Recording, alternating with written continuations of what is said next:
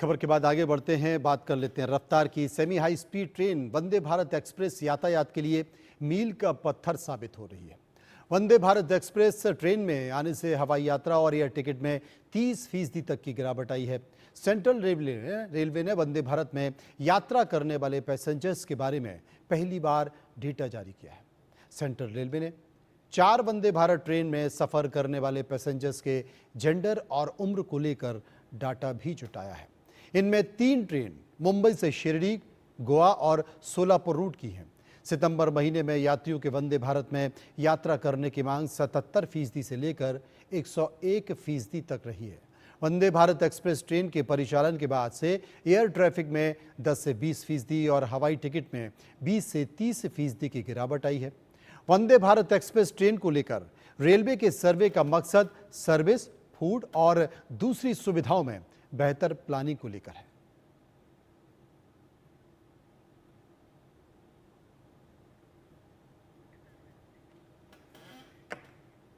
वहीं पिछले कुछ सालों में भारत के पर्यटन उद्योग में भारी उछाल देखा जा रहा है। यात्रियों को मिलने वाली सुविधा और आरामदायक सफर में लोगों को देश में भ्रमण के लिए उत्साहित किया गया है। 2030 तक भारत वैश्विक यात्रा पर खर्च करने वाला दुनिया का चौथा सबसे बड़ा देश बन जाएगा और पर्यटन उद्योग पर भारत का खर्च 410 अरब डॉलर तक पहुंचने का अनुमान है। यह अनुमान Booking.com और मैकिन्से एंड कंपनी की ताज़ा रिपोर्ट में जताया गया है।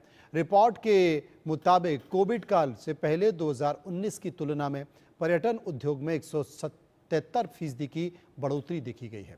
2019 में भारतीय यात्रियों ने 150 बिलियन डॉलर खर्च किए और पर्यटन में खर्च करने के मामले में भारत अब 6ठे नंबर पर था।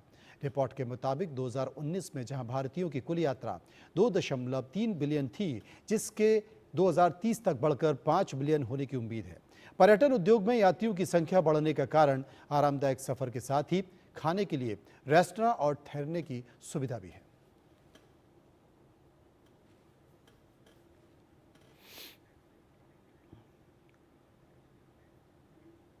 उधर भारत की अर्थव्यवस्था वित्त वर्ष 2023-24 में दुनिया में तेजी से बढ़ती प्रमुख इकोनॉमी बनी रहेगी। वित्त मंत्रालय की आर्थिक समीक्षा रिपोर्ट जारी की है, जिसके मुताबिक निवेश की मांग बढ़ने और औद्योगिक गतिविधियों के लगातार मजबूत होने से अर्थव्यवस्था पहले के मुकाबले सुधर रही है। वित्त मंत्रालय के रिपोर्ट के मुताबिक अगस्त महीने में औद्योगिक उत्पादन सूचकांक में दहाई के आंकड़ों में बढ़ोतरी दर्ज की गई है, जो कि पिछले 14 महीनों में सबसे ज्यादा है। लगातार और नियमित राजस्व बढ़ोतरी होने से केंद्र सरकार की राजकोषीय स्थिति भी मजबूत हुई है।